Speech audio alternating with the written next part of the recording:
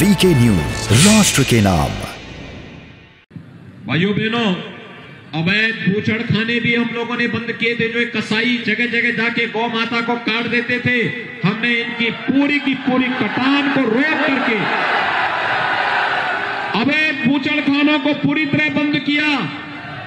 लेकिन आज मैं आपको आश्वस्त करने के लिए आया हूं, हम गौ माता को कटने नहीं देंगे, अवैध बूचड़ खानों को खुलने नहीं देंगे, लेकिन अन्नदाता किसानों की फसल को भी नष्ट नहीं होने देंगे।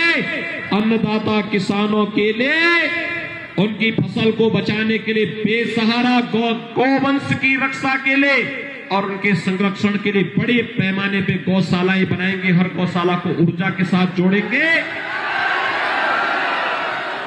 और जो किसान बेसहारा गौवंश को अपने घर में पालेगा, उस किसान को 900 से लेके 1000 रुपए हर महीने भी हम एक गाय का देंगे।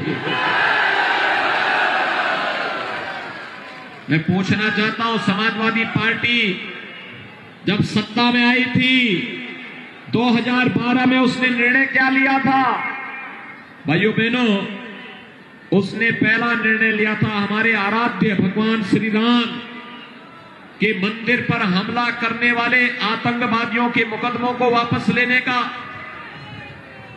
पहला निर्णय इस समाजवादी पार्टी का आतंकवादियों के लिए समर्पित था। चाहे वह आतंकवादी अयोध्या पे हमला करने वाले रहे हो, संकट मोचन मंदिर पर हमला करने वाले रहे हो। संकट मोचन मंदिर पर जब हमला हुआ था, 28 निर्दोष लोग मारे गए थे।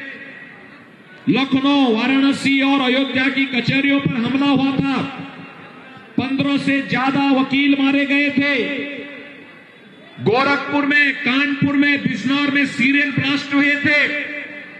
रामपुर में सीआरपीएफ कैंप पर हमला हुआ था। और इन सभी आतंकी हमलों के लिए जिम्मेदार आतंकवादियों के मुकदमों को समाजवादी पार्टी ने वापस लेने का कार्य किया था। हम धन्यवाद देना चाहेंगे उस समय की न्यायालय को, जिसने समाजवादी पार्टी के इस षड्यंत्र को सफल नहीं होने दिया। भाइयों बहनों, अन्यथा प्रदेश में आतंक का कितना नंग तांडव होता, कितने लोग मारे गए होते। और मैं इसीलिए कहने के लिए आया हूं, समाजवादी पार्टी को समर्थन देने का मतलब आतंकवाद को प्रेरित और प्रोत्साहित करना है। समाजवादी पार्टी को वोट देने का मतलब पेशेवर माफिया और अपराधी को संरक्षण देने जैसा है। और समाजवादी पार्टी को दिया जाने वाला वोट आने वाली पीढ़ी के भविष्य को बर्बाद करने जैसा है। और इसीलिए मैं आपसे कहने के लिए आया हूं,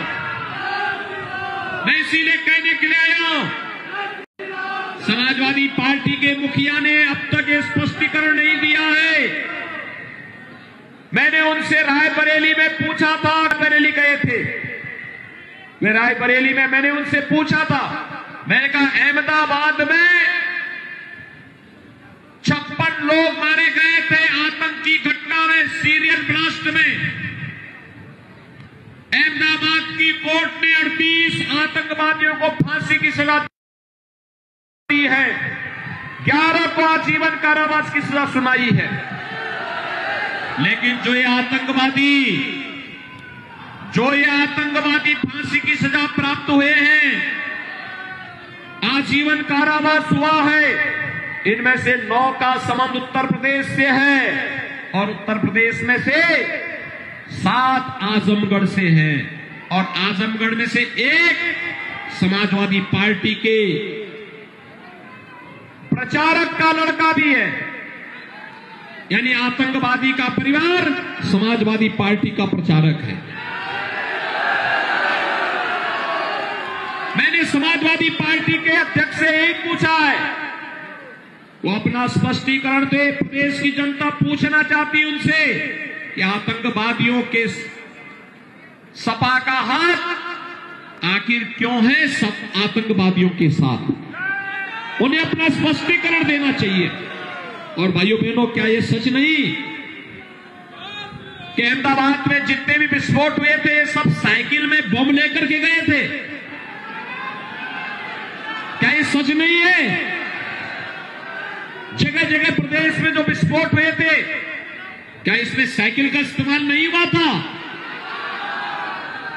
और इसीलिए मैं कहने के लिए आया हूं, समाजवादी नाम है, काम तो दंगावादी है या आतंकवादी है। इसके अलावा उनकी कोई सोच ही नहीं है। भाइयों बहनों, 2017 के पहले मैं पूछना चाहता हूं आज तिलोई के लोगों से, भाइयों बहनों, 2013-17 के पहले आपको बिजली मिलती थी क्या? थोड़ा जोर से बोलना। बिजली मिलती थी? 17 के बाद तो बिजली मिल रही होगी ना। 17 के पहले बिजली की भी जाति और मशक हुआ करती थी। याद रखना, 17 के पहले ईद और मुहर्रम में बिजली आती थी, लेकिन होली और दीपावली में गायब हो जाती थी।